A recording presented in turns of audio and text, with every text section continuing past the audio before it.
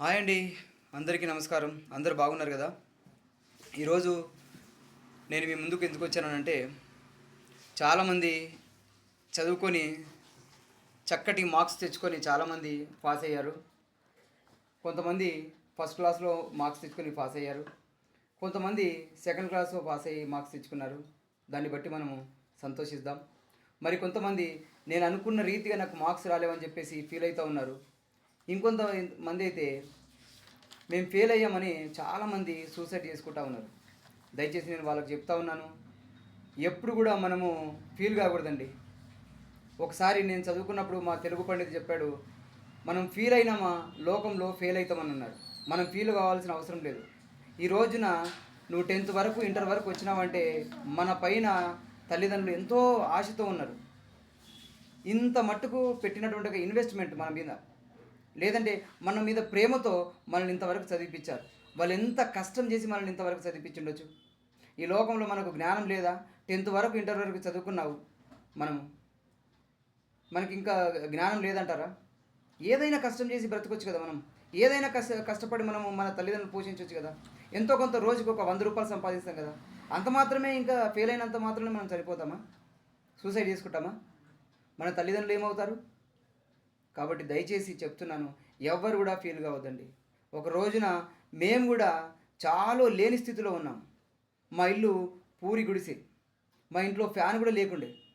ఈ షెడ్ తిప్పేసి ఇలా ఇలా ఇలా మేము ఫ్యాన్ లాగా తిప్పుకొని బ్రతికున్నాం. నైట్ పడుకుంటే చాలా వేడి. ఒకరిగా నేను ఒకసారి, మా అన్న ఒకసారి, మా పెద్దన్న ఒకసారి అలా ఫ్యాన్ తిప్పుకుంటూ అందులో పడుకున్నాం. ఈ రోజున దేవుడు నన్ను ఒక ఉన్నతమైన స్థానంలో ఉంచాడంటే ఇది ఏంటిది అనుకున్నారు? కేవలం దేవుని కృప. తెలుసా అండి? దయచేసి చదువుకున్న వారికి చెప్తున్నాను, ఎవ్వరు కూడా సూసైడ్ చేసుకోవద్దు. తల్లిదండ్రులకు ఎవరు అన్యాయం చేయకూడదు. బైబిల్ గ్రంథంలో సొలొమోనుకి దేవుడు అంటాడు కదా, ఏమి కావాలో నీకు ఇంకా అని అంటాడు. అప్పుడు ఈ ప్రజలను ఏలడానికి నాకు జ్ఞానం ఇవ్వు ప్రభువా అంటాడు అన్నమాట. ఆల్రెడీ రాజు కదా, ఇంకెందుకు ఆయనకు? జ్ఞానంతో బ్రతుకుదాం. ఈ లోకంలో బ్రతకడానికి మనకు చదివే అవసరం లేదండి. ఈ లోకంలో బ్రతకడానికి మంచి మంచి డిగ్రీలే అవసరం లేదు. చిన్న చదువున్నా బ్రతుకుతాం మనం. 10th వరకు మనం వచ్చినామంటే ఎంతో కొంత జ్ఞానం ఉంటుంది కదా. దయచేసి ఎవరు కూడా సూసైడ్ చేసుకోవద్దండి.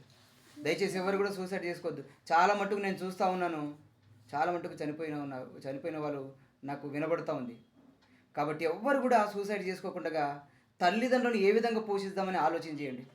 మనం చావును వెతుక్కోద్దు. చావు మనం వెతుకపోయినా మన దగ్గరికి వస్తుంది. కానీ మనం ఏ విధంగా బ్రతకాలి అని మాత్రమే ఆలోచిద్దాం. కాబట్టి అందరూ కూడా నేను దయచేసి చెప్తున్నాను, ఎవ్వరు కూడా సూసైడ్ చేసుకోవాల్సిన అవసరం లేదు.